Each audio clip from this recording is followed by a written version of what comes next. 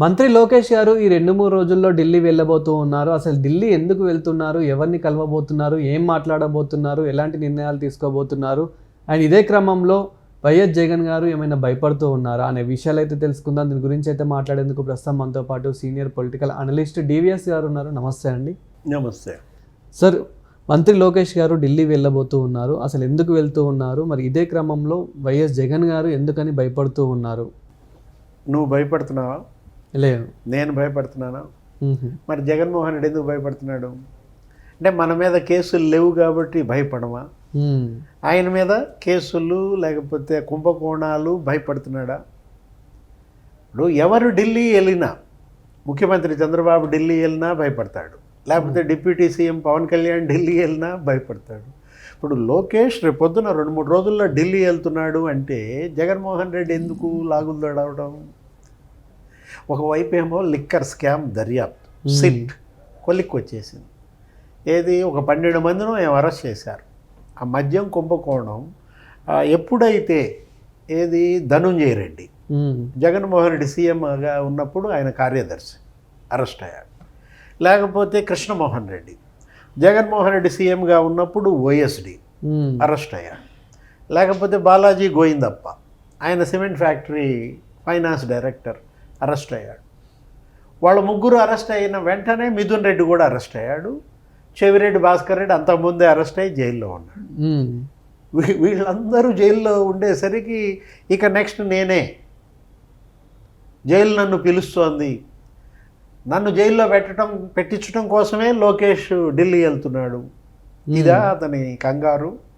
ఇప్పుడు మొన్న ప్రెస్ మీట్లో మనం చూసాం ఆయన హావాభావాలు, ఆయన మాటలు, అసలు ముఖం అంతా కందగడ్డలాగా పెట్టుకుని చంద్రబాబు ఏదన్నా బావిలో దూకు అంటాడు, ఎక్కడన్నా బావిలో దుంకు, లేకపోతే చంద్రబాబు ఇవే నీకు ఆఖరి ఎన్నికలు అంటాడు, చంద్రబాబు నువ్వు నరకానికి పోతావు అంటాడు. అసలు చూసావా ఈ మాటలన్నీ గమనిస్తే నీకేమనిపిస్తోంది? అవును, జగన్మోహన్ రెడ్డి యొక్క ఆ స్థిమితం, ఆ బ్యాలెన్స్ ఎంత కోల్పోయాడో మనకు కనపడతా. ఇప్పుడు ఒకటి, నీకు ఏ తప్పు చేయకపోతే నువ్వు ధైర్యంగా ఉంటావు, ఈ పిచ్చి మాటలు నీ నోటెమట రావు. ఇవాళ జగన్లో ఆ ధైర్యం ఎందుకు చచ్చిపోయింది?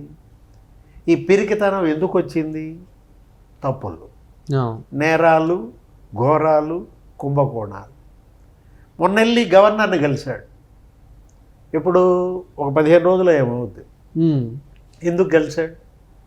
గవర్నర్ని కలవాలంటే ఇప్పుడు యాక్చువల్గా నిన్న కలవాలి. నిన్నేంటి రిపబ్లిక్ డే.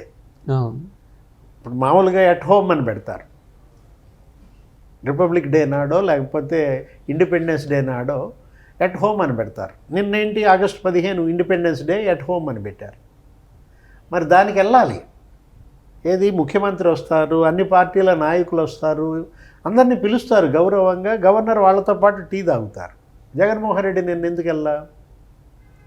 మరి 15 రోజుల క్రితం ఎందుకు వెళ్ళి భార్యతో కలిశాడు?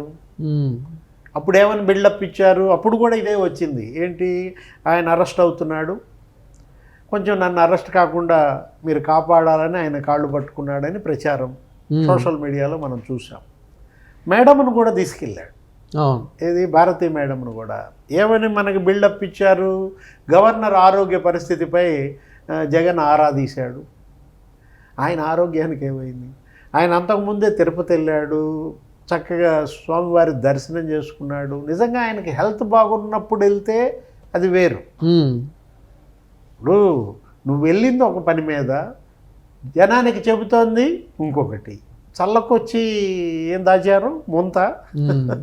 ఇప్పుడు మీడియా అడిగారు, మామూలుగా గవర్నర్ దగ్గరికి ఎవరు వెళ్ళినా రాజ్భవన్ దగ్గర బయట మీడియా ఉంటుంది, వాళ్ళు గొట్టాలు పెట్టి మాట్లాడమంటే నెట్టుకుంటూ వెళ్ళిపోయాడు, ఏం మాట్లాడకుండా. నిజంగా నువ్వు కనుక గవర్నర్ ఆరోగ్య పరిస్థితి మీద ఆరాధీయటానికి వెళ్తే చెప్తావు కదా, ఎందుకని మీడియాని అవాయిడ్ చేశావు?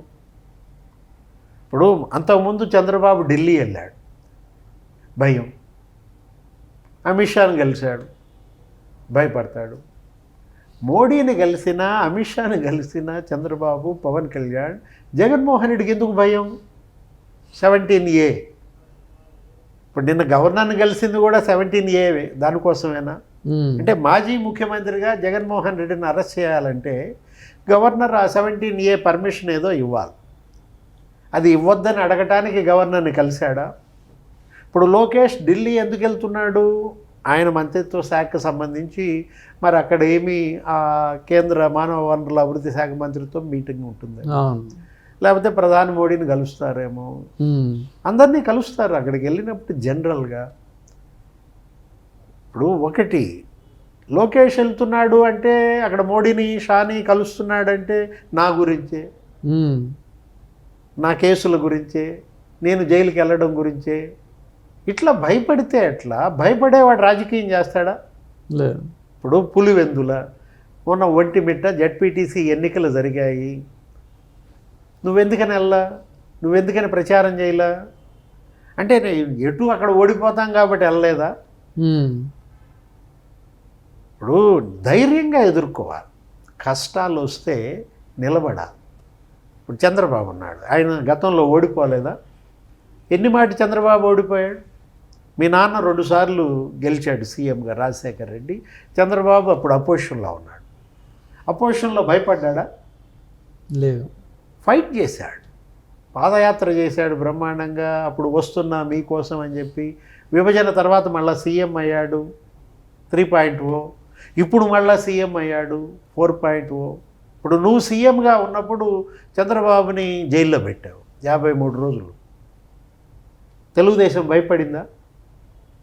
ఇప్పుడు లోకేష్ అప్పుడు ఎలా బిహేవ్ చేశాడు మరి? వాళ్ళు అసలు మేడం భువనేశ్వరి ఎలా బిహేవ్ చేసింది? ఆమె నిజం గెలవాలి, నా భర్త ఏ తప్పు చేయకుండా జగన్మోహన్ రెడ్డి జైల్లో పెట్టాడు అంటూ జనమందరికీ ఆమె అప్పుడు మరి మీటింగ్స్ పెట్టింది, ప్రచార యాత్ర చేసింది. ఫైటింగ్ స్పిరిట్ అంటే వెళ్ళి యలహంక ప్యాలెస్లో దాక్కోవటమా? ఇప్పుడు జగన్మోహన్ రెడ్డి ఎక్కడ ఉండాలి? ఉంటే తాడేపల్లిలో మీ ఇల్లు కట్టుకున్నావు, అక్కడ ఉండాలి. లేకపోతే పులివెందుల ఎమ్మెల్యేగా పులివెందుల ఇంట్లో ఉండాలి. ఇక్కడ ఉండకుండా బెంగళూరు వెళ్ళిపోవటం భయం కాదా?